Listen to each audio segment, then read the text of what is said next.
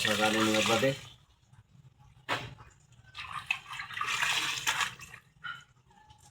Sabi niya mga brade sa ako ang tibok kinabuhi. Anong ani karon diri sa Bukidnon. Totally mga brade, dili mo gid ni wala mo gid ni nag puyo sa bago pa mi nagila sa akong asawa. Davao gid mo, Davao del Norte. Nga ako ang kinabuhi gid mga brothers. Kuan ba kanang walay klarong destinasyon. Wala ay ako ang life mga brothers. Kung ipadala ni sa maalala mo kaya dili ni mahuman o duha ka episode ni ako ang life mga brade nga naka sa nga ako ang kanang kinabuhi nako nga nakagubot mana nga diyan nag-ilam yan ako ang kuhan mga brade mag story feeling karon nga brade ba masayod mo nga nung sa hinungdan nga naabot mi diri sa Bukidnon mga brade. Before na mga brade no. Kana akong asawa ng mga brade is estudyante na siya. Niya akong pag-ila siyempre alam gina magadibulupay no. Katulog hindi kita gwapo pero mong tang diskarte ang live mga brade. So sa akong kinabuhi mga brade is kanya to espisyoso kay mga brade. Uso ontod kay lami wala akong bisyo. Niya ako'y katipon kanya to mga brade nga nagka-bulag lang mi. Antod nabot sa punto nga kami na gyud. Nabilupay antod buros siya mga brade, larang pagkasulti. Ano na? Kaburos niya mga brade. Asawa pa siya maburos.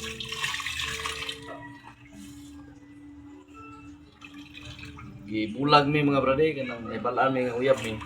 Dili ko madawat ba. Madawat sing ginikanan nang daghang kayong babag, daghang kayong kan ba. Daghang kayong mga babag. Ngana gyud mga brade. Abi niyo kung ako bitang subayan ng kuha mga kinabuhi brade nga nung karon na namin dire tapi gyud hilak ko sa kasakit kanabang sa imong kinabuhi nga mas kay gusto na kang magbag-o nga naghapon nang mapadungan bitaw so sabi yung hilak ng mga brade nga naman kaya pagkapuros ng mga brade, bawi na siya sa iyang ginikanan. Hindi sila gusto sa kuwa, kung lang magustuhin, kung lang pagkakuan. Kaya suko kay sila, kaya yung anak, estudyante na kuan ba, kanang maburos. Nana kapait ang akong kinabuhi. Hilak mo nga ako, igor-igor sa paghilak ng mga brade, kaya umutong himo. Hilak na yun. No? Yeah. Man okay sige siyempre nakahigugma yun hindi tayo pamagi nga magkita may balik ka po mi balik mi palayo mi sa muang baryo abot ang punto ng anak siya balik ka po mi sa muang baryo okay na ito okay di ay bawi na po siya balik wala na gid siya, baharan na siya, wala na gid siya balik sa kuya. Sabi sa kita gid sa kong gibate mga brade nga grabe paningkamon daw mga brade doon. Ato ra gyud to ang tabo. Ito nga, hindi ko mahimo. Wa siya balik sa iyang ginikanan, uli siya dalang bata. Abot yung mga panahon nga hindi magkita. Yeah. Kaya balo siya, wala na ko sa mong baryo, napasudad ko. Siyempre sakit kayo mga una. Diyan ako ang trabaho ko na ito mga brade. Ang trabaho ko na ito mga brade. Pobre lagi kayo ni.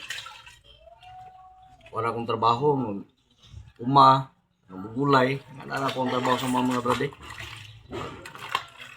Pag wala ko yung trabaho sa akong gulay, mamulawan. Ano akong kinabuhi. Kanya ito mga brade nga nagtipon mi. Matutungod sa kasakit mga brade. Lakaw ko semua. Ako, ay ilang mama kay yung diyan pasudad ko kay siyempre mas magdaan itong nagkasudad kay so kuyo ko sa Tagum City masahiro ko ng kuyo utang motor dito ko masahiro magabi mga bade para malingaw ko mga bradi ba waan kasakit sa kong ibate nibalan niya nga nari ko sa syudad siya po kay namo sila balay sa syudad so nabot yung punto mga bradi nga nakita Grabe lagi ka kanang surprise mga brade nakita mi niya. Mo to pagkita na mo. Happy good. No? Ako dili na ko gusto nga magbalik no. Gusto nga makuan kaya hindi na masakitan. Kamo buo na lugar. Kamo buo. Pero klaro sulti na gyapon yung mga bati mga kaguan mga brade ba. Tuon lang sa kasakit pero kaya ka makamupuo na ka siyempre nagod ni anak tuwing na mong bata takod nga pagka-istorya mga brade